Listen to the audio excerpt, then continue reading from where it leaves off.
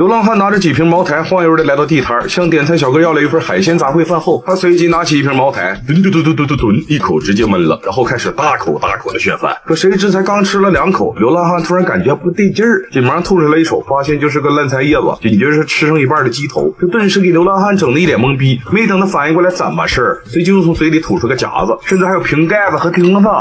你看啊，他像垃圾桶一样，什么都是里塞。他做的饭菜啊，我可绝对不敢吃。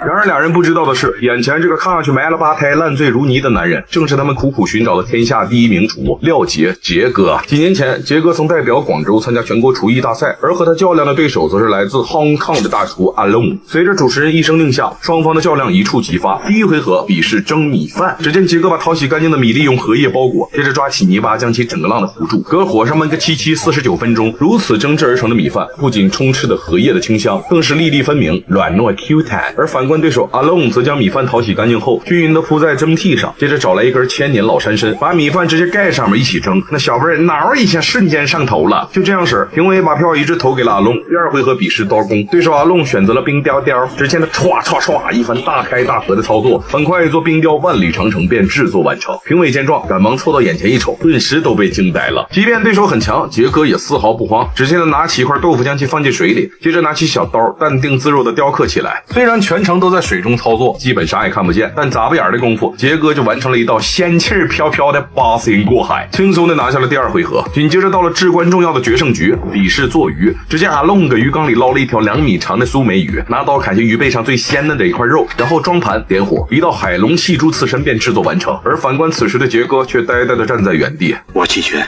原来就在比赛途中，杰哥得知自己的妻子在医院难产大出血，然而等他着急忙慌赶到时，孩子还是终究没能保住，就连失望透顶的妻子留下纸条后不辞而别。一时间，面对理想和现实的双重打击，杰哥变得一蹶不振，从此自甘堕落。直到多年后，栓子和安妮俩人再次找到杰哥，并邀请他代表香港餐饮界参加全国第3届满汉全席大赛，从而打败崇洋媚外的竞争对手老光头。就这样式，杰哥便跟随俩人来到了香港，得知曾经名冠江湖的第一名厨再次出山，全Hong Kong的大厨都特意跑过来迎接。趁此时机，阿龙已将杰哥当年丢弃的刀具物归原主，看着里面的家伙事一样不少，杰哥心里的斗志被瞬间激发，于是他随即抄起钢刀，准备给众人制作一道惊艳绝伦的大菜。只见他捞起一条野生大黄鱼，将其整个浪的包裹在麻布里，紧接着拿出一把开膛破肚刀，2、3下就把小鱼收拾得干干净净，然后往鱼肚子里灌入整瓶料酒，去腥增香，摆在案板上醒之入味。趁此时机，杰哥手持钢刀是短是快速将配菜给切好备用，接着将黄鱼下油锅，不停地淋上热油，使其快速定型。出锅前再灌一勺秘制的高汤料汁。至此，满汉全席头等大菜灌汤黄鱼便制作完成。用筷子轻轻挑开吹弹可破的鱼肚，里面的汤汁呜的一些倾泻而出。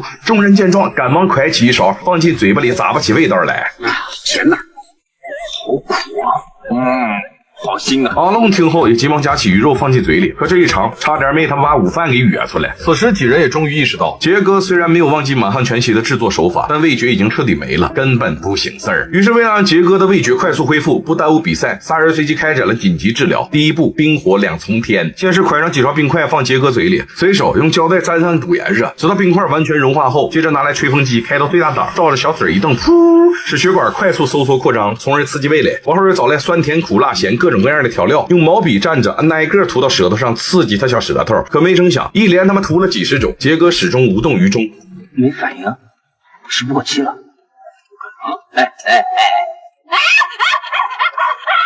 眼瞅着刺激疗法是一点效果都没有，无奈之下，仨人只好找来杰哥的前妻，希望他可以打开杰克的心结，使其重新振作起来。看着对方做了满满一大坨子菜，杰哥赶忙盛了碗热汤，㧟起一勺细细品起来。顷刻间，关于家的记忆再次涌上心头。虽然家常便饭比不上满汉全席，但却比任何的美味佳肴都要幸福。此时透过门缝看着夫妻俩有说有笑的样子，安妮仨人意识到这不就成了吗？很快，厨神大赛如期而至。等双方带着各自的帮手来到灶台前，一场举世注目的厨艺较量正式拉开帷幕。只见老光头捧起顶级食材天九式，咔嚓一口咬了下去，瞬间消费80万。为了赢得厨神大赛夺下第一名厨的称号，老光头不惜代价挑选来各式各样顶级奢华的食材参赛。随着主持人一声令下，比赛正式开始。第一道菜品比的是熊掌，于是光头特意找来北极冰山的白熊掌，为了使其口感达到最佳，2天前他就将这个熊掌浸泡去毛，接着加入老姜、嫩葱和82年的法国白酒，大火炖煮个6个小时。时，将其去骨脱皮儿。等到正式比赛时，光头赶忙招呼手下拿来一块特制的钢钉菜板，将熊掌整个浪的摊顶上，进行反复按压拍打，使其表面布满大小均匀的小孔，更好入味儿。往而插入针头，注入液氮，浇上一勺用寻龙鱼熬制的高汤后，再往熊掌表面撒上一层顶级的云子酱，紧接着将其整个浪的放进蒸箱。熊掌在急速的变化温差中快速膨胀，等把锅里的汤汁全部吸收后，再将熊掌麻溜的放进冰箱里急速降温冷冻。至此，一道堪比皇家宴席的踏雪寻熊便大功告成。评委们见状，赶忙漱口准备，然后一人快起一勺，放嘴里细细品尝起来。